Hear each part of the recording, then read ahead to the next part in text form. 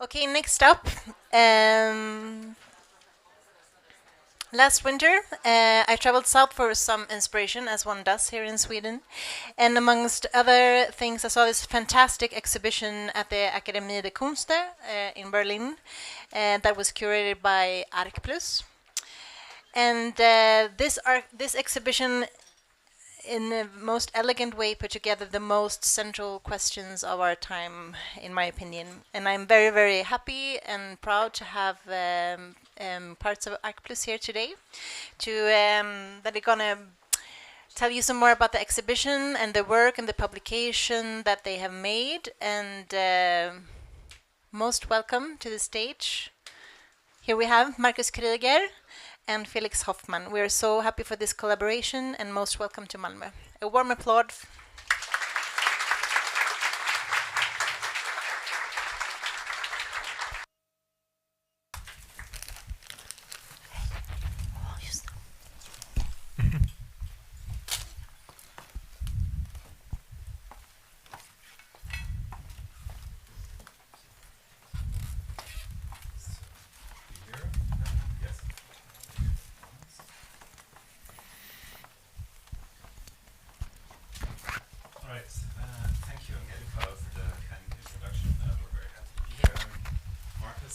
This is Felix. We're both editors at Plus, a magazine for architecture and urbanism based in Berlin. We're also both part of the curatorial team of The Great Repair. As you can see, alongside Anne Linnaud, Alex Nemo, Nazli Tümerdem, Milica Topalovic, Christian Hiller, Maria Maric, who is also here with us today, and Florian Hertweg. The project was a collaborative effort between ArcPlus, Akademie der Künste Berlin, ETH Zürich, the University of Luxembourg. And having started this project over 2 years ago, we're very happy to be here in Malmö for the opening of this new edition and introducing The Great Repair also to a new audience. The socio-ecological crisis directly impacts us all. It is no longer solely the concern of environmental activists, but permeates everyday life. Adhering to a growth-driven economic model fuels resource depletion, environmental degradation, and the societal consequences. Reconciling limitless growth with climate protection verges on the impossible, demanding a transformation of our material culture and the adoption of new forms of coexistence. Spanning art, architecture, spatial practices, the positions presented in this exhibition trace the contours of a new design paradigm, the Great Repair. This statement introduced our exhibition when it first opened at the Academy of Arts in Berlin in 2023. And it is this version of the project that we will be focusing on today to give you an overview. Since then, it has traveled to the Pavillon de l'Arsenal in Paris, as you can see here. And of course, today the exhibition is moving north in a new composition and with new contributions added to The Great Repair from the northern countries, developed by Angelika Ackermann and her team here at Form Design Center. Beyond being an exhibition, The Great Repair is also a publication project. ArcPlus has released 2 issues that you can see here, a theory reader on the left and an exhibition catalog. Both are also available in English. For a moment now, we'll focus on the reader that was published almost a year before the exhibition, and that deeply influenced the overall project. I'll hand over to Felix, who will give you some background on the title, The Great Repair. Also, from my side, the Great in The Great Repair is borrowed from the political analysis The Great Transformation by Austro-Hungarian economist Karl Polanyi, published in 1944. Polanyi herein describes the transformation of the 19th century society into a so-called market society, a process in which the economy subordinates the societal sphere. Quote, Human society had become an accessory of the economic system, unquote. That's what he writes in his treatise. The natural basis of life in society is as well subordinated to the exponential dynamics of the economy. With the Great in his Great Transformation, Polanyi himself evokes the drastic experience of the Great Depression that started in 1929, which also gives an idea of how far-reaching great is meant. The Great Depression took on a global dimension, which leads us to the present planetary socio-ecological crisis. What great does not mean, it's not meant in an affirmative sense. It's not about making repair great. And it doesn't mean neither a universal dynamic that is pointing towards a singular direction without contestation.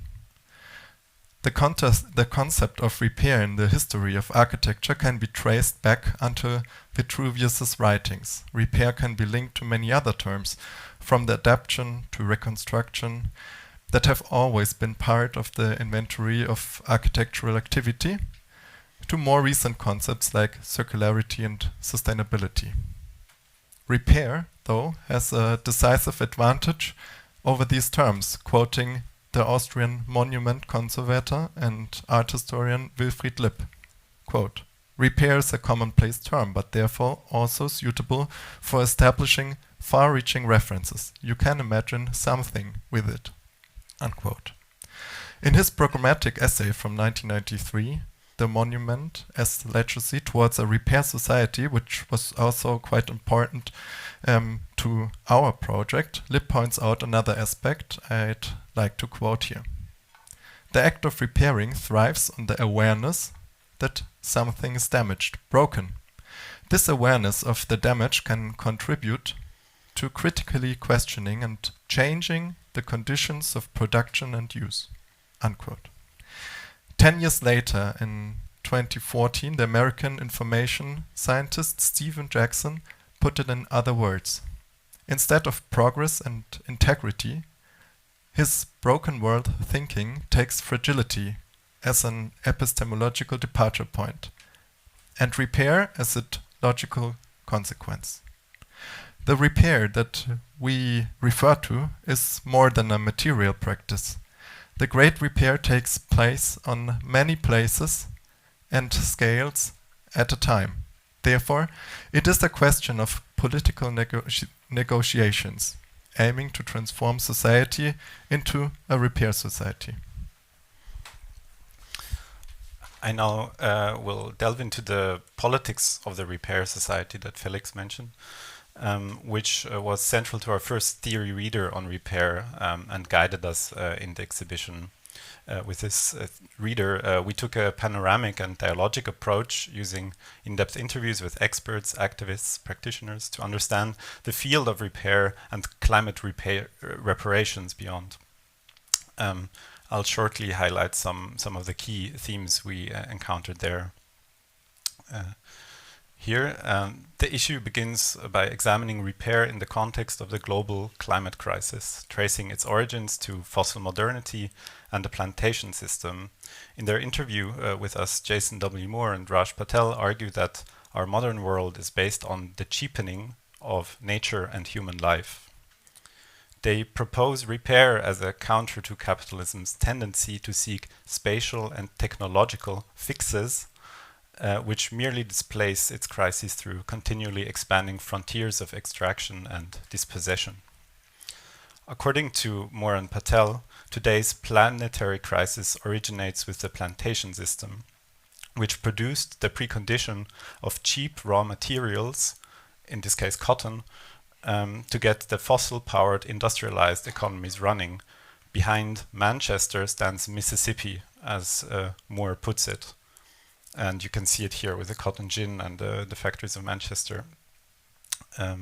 Similarly, they caution our spatial disciplines to resist methodological cityism, urging us to examine the links between urban areas and their extractive hinterlands. To illustrate this, Patel pointed us to Ambrogio Lorenzetti's fresco, The Allegory of the Good and Bad Government, where this is illustrated, and which is also featured in Bas Prinsen's Room of Peace series here in the detail on the left of the page.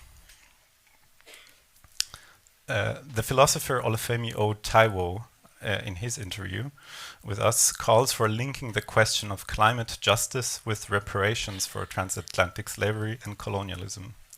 He argues that tangible historical injustices have shaped our world, resulting in disproportionate climate change impacts on formerly colonized peoples.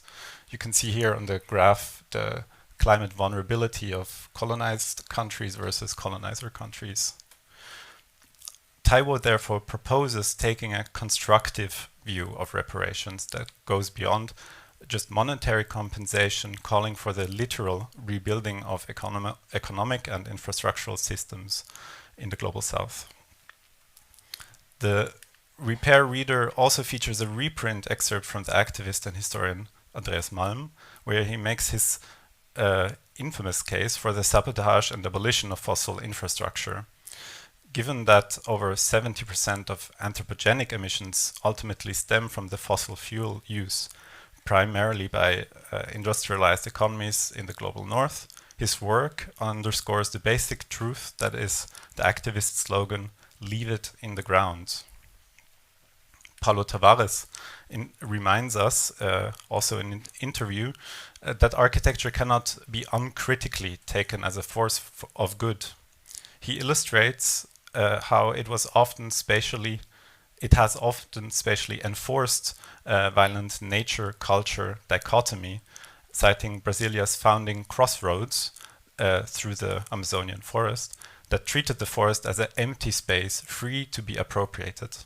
In truth, Amazonian forests are cultural projects of indigenous communities, consciously designed over centuries, and can be understood even as a kind of architectural heritage, as he proposes. He urges, therefore, architects and designers to acknowledge these communities' ongoing struggles for repair and to work in solidarity with them. Finally, in the issue, we also address the need of self-repair within our disciplines, featuring a statement from the architecture union SAW, newly founded, I think, 2019, that connects their struggle for better working conditions in architecture with a struggle for climate transformation in architecture, getting different types of jobs. And briefs. Crucially, they note that the mode of over-exhaustive work in architecture today is materially linked to the ecological degradation of the environment. So, and lastly, we will lead you through the chapters that also are applied here, mainly focusing on the exhibition in Berlin, but it is nice to see how good they also work in different contexts, and we will start with the everyday, because that's where the repair work is actually carried out and oftenly unnoticed. Care work is repair work. It's mainly not architects who maintain buildings. Through architecture, though architecture inverts these acts of maintenance and therefore renders them invisible. Think of the distinction of representative and service spaces in architecture. Following trailblazers of maintenance art like Miele Lerderman Ukeles, where we wanted to foreground infrastructures and embodied knowledge of these everyday acts of repair with this chapter. Another chapter has the title Work with the Existing. In the context of the climate crisis, working with what already exists is about keeping the world from the forces of depletion. It is about appreciating the natural and social resources that were expended on the creation of the things around us, and the social and natural ties that have grown around these things. These things can be everyday objects, like in the series of chairs photographed by Michael Wolff. But in architecture, the existing also addresses the elephant in the room, concrete.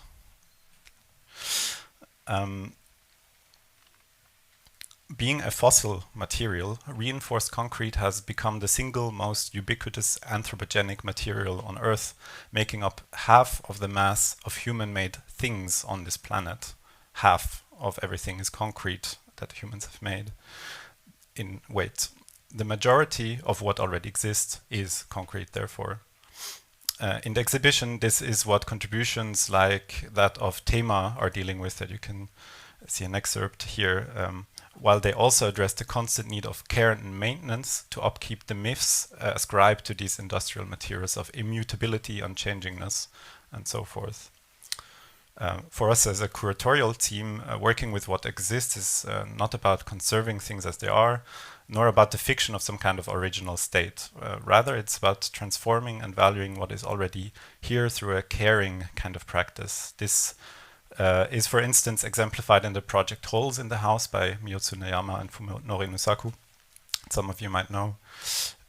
They belong to a young generation of Japanese architects that, under the impression of the Tohoku earthquake and the shrinking population, are working against the dominant scrap and build model that is dominant almost everywhere, but very extreme in Japan. And that grants buildings a lifespan of around 30 years on average. Instead of demolishing, they practice repair as a way of life and slowly, through small acts over many years, transformed this building in a new type of architecture. In order to repair, we need a multitude of forms of knowledge. How to describe one's territory if ownership, titles, and clear-cut demarcations are no categories corresponding to the way of your life and relation to the land. A question that the Inga from Colombia and Ecuador had to pose themselves to defend their basis of life against extractivist practices. Modernism tends to a singular universalist narration that also backs the predominant power relations. In order to challenge them, we need to re-narrate, as did K. Datia, who traced back the origins of French modernist architecture to North African mud architecture, which was introduced to the colonial motherland via world fairs, for example, like here in Paris. Tools to the people.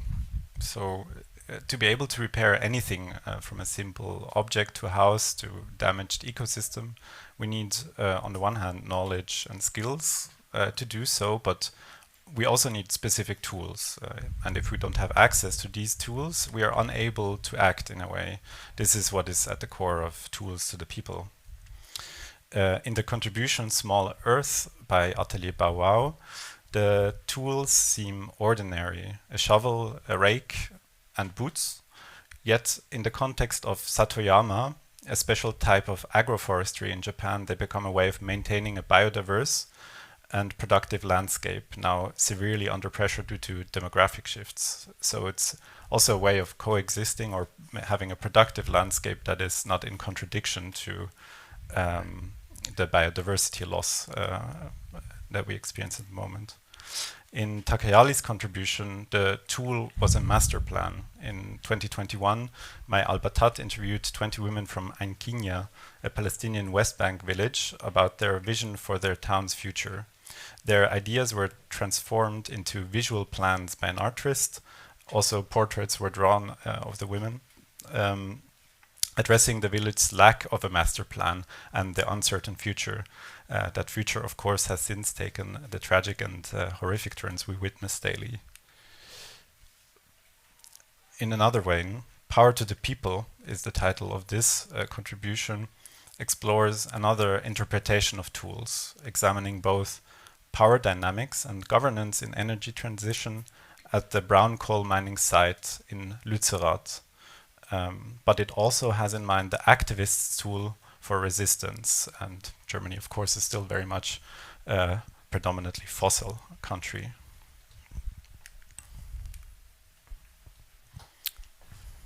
Other than reconstruction, repair reveals what was broken. There are things that cannot be repaired. One good example is this fresco that was in the Basilica of San Francesco in Assisi and broke down with an earthquake. The pieces were collected and then they were puzzled together as far as that was possible.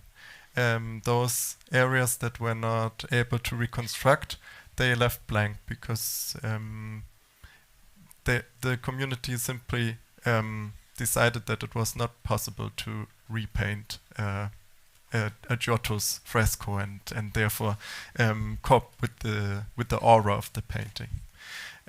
So that's basically what we mean by keeping the scars visible, a transformative approach to repair and also mending that there are things that are not replaceable, which also led us to the visible scars that are produced in the war zone of Ukraine, with the project of Center for Spatial Technologies that did the research on the bombed Mariupol theater. And now the final 2 chapters of the exhibition, Repair the Practice. This is a chapter that adopts a self-critical perspective, like in the first issue already mentioned, and examines how to repair architecture from the perspectives of its students, teachers, workers, and institutions, the office, the school, and the construction site. We address issues of architectural labor and unionization, as I mentioned before, as well as pedagogy. The installation Balls for All by Collective Studio and Anna Miachki looks at how we teach. It's a collaboratively designed game meant to teach self-organization in the studio, questioning student-teacher hierarchies and also modes of authorship. This chapter is also a place for confrontation. In response to the climate crisis, we've seen increasingly radical demands, including the strategy of moratoria, like on the one on new construction by Charlotte Malte-Abad and the one on demolition by initiated by Alexander Stumm. Here, the question of housing and ecological transformation collide most visibly, highlighting the need for a decommodification of the housing markets. And then there is a kind of a twin chapter where we turn the previous chapter on its head. It focuses on the transformation of material cultures and ways of differently shaping and remaking the world. The contribution Paludicultures by the organization Material Cultures in collaboration with Bauhaus Earth researched what it would mean to build in a completely fossil-free way with regenerative materials and in a circular ways. Sourced in Brandenburg, their analysis emphasized the importance of integrating landscape and construction paradigms. Shifting material cultures would necessitate reestablishing wetlands and changing the landscape and revolutionizing our agricultural priorities. And we end with a slide of Martin Kaltwasser and Volker Köberling and the sculpture from the series Cars into Bicycles. So this used to be a car, now it's a functioning bicycle. It stands for the wish of a radical transformation of our public infrastructure, moving away from car-centric planning that is still very much dominant in Berlin, where we're from, or as the artists call it, it's about the disarmament of the streets. And Felix. Yeah, and now we're super happy to start the next chapter of The Great Repair. But we also would like to say thanks to all the contributors to this exhibition and to everyone who's involved in the Architecture Day. Today, everyone that's here, thank you for listening to us, and also thanks to those involved in the School of Repair program that is going to take place over the course of the next week. Thanks to Form Design Center for having us and for developing this exhibition together with us, namely Angelika, Sven, Maria, Lena, Daniel, and everyone else we did not get to know in person. Thanks to Tove and the Swedish architects. Thanks to the curatorial team, Maria, who's with us today, the Arc Plus team back in Berlin. Thank you very much, and see you later.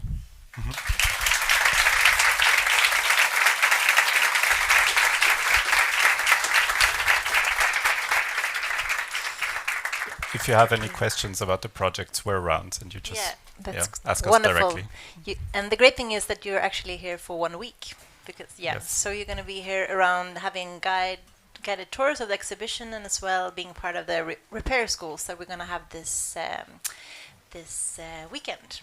So please join for this. Okay, so hereby I propose that the exhibition is opened. So please enjoy and go downstairs, have some lunch and coffee and a good conversation. And see you back here at 1 o'clock. Okay? Thank you.